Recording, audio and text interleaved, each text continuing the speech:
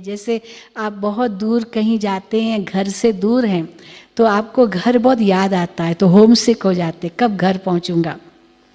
तो आत्मा का भी अपना घर है, इसलिए शांति चाहती है। तो एक तो उसका अपना स्वभाव शांति है, दूसरा जिस धाम से आत्मा आई है वो भी शांति का धाम है।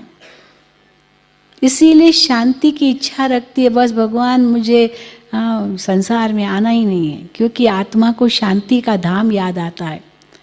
अब हम कहते हैं भगवान को चिल्ला करके मत कहो कि भगवान उठा लो, आप मन से चले जाओ, वो आपका ही घर है।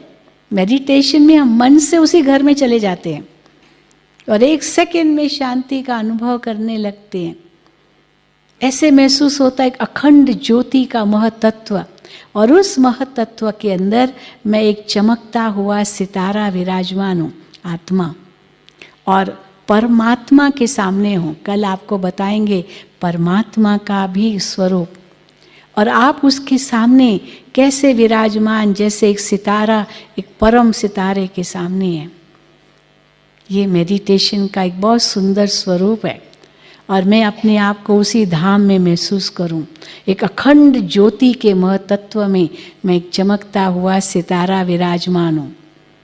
तो आत्मा अपना परिचय खुद को ही दे कि मैं एक ज्योति हूं, प्रकाश का पुंज हूं, चमकता हुआ एक दिव्य सितारा हूं। इस शरीर में मैं विराजमान हूं, मैं ज्ञान स्वरूप हूँ, पवित्र स्वरूप हूँ, शांत स्वरूप हूँ, सुख स्वरूप हूँ, आनंद और शक्ति स्वरूप हूँ। इस शरीर में मेहमान हो, ये मेरा टेम्पररी निवास स्थान है। जैसे आप अपना परिचय पत्र लिखते हो ना, आपको कोई भी एप्लीकेशन भरनी होती है तो उस एप्लीकेशन में अपना परिचय लिखते हो, और उसमें 2 एड्रेस लिखनी पड़ती है, एक आपकी प्रेजेंट एड्रेस और दूसरी आपकी परमानेंट एड्रेस। तो आत्मा की प्रेजेंट एड्रेस कौन सी है? ये भ्रिकुटी। और परमानेंट एड्रेस जो आपका मूल वतन है, जहाँ आपके पिता परमात्मा भी है, वो शांति धाम। और उसकी एड्रेस क्या है? 5 तत्वों से पार है वो, जहाँ सूर्य चांद सितारों का भी प्रकाश नहीं पहुँचता, वो परमात्मा ने कहा वो मेरा परम धाम है। तो मैं आत्मा उसी धाम की वासी हूँ, और इस सृष्टि पर तो एक एक्टर बन कर के आई हूँ, खिलाड़ी बन के आई हूँ। ये संसार एक खेल का मैदान है, रंगमंच कहो, कर्म क्षेत्र कहो, खेल का मैदान कहो। खेल का मैदान घर नहीं होता है, खेलो फिर वापस घर जाओ। तो हम इस खेल के मैदान में खेलने आए हैं, और खेलने के लिए खेल रहे हैं। हार और जीत ये तो दोनों खेल का एक स्वरूप है। अब ये जब हम समझते हैं तो हम कैसे खेलेंगे? खेलने के लिए खेल रहे हैं। हम इस संसार में क्यों आए?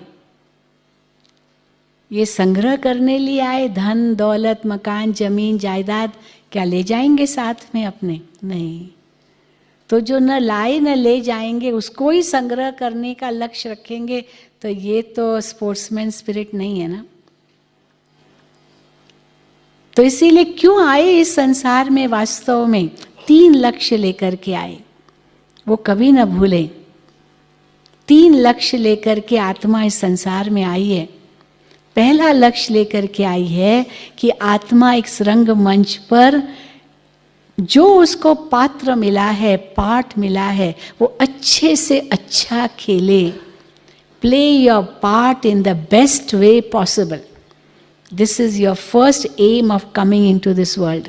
जो भी मिला है पात्र। दूसरा, उस खेल में, उस पात्र में आप क्या दें, क्या लें, ये ना, आप क्या दें। तो आत्मा के अंदर जो गुण है, ज्ञान, पवित्रता, शांति, प्रेम, सुख, आनंद, शक्ति, ये गुण आप अपने कर्म द्वारा, वचन द्वारा, मन द्वारा सबको बांटें। ये है दूसरा लक्ष्य इस संसार में आने का, इस शरीर में आकर कर्म करने का। और तीसरा बहुत ऊंचा लक्ष्य, और वो है जिसने आपको भेजा इस दुनिया में, उसका नाम रोशन करने के लिए।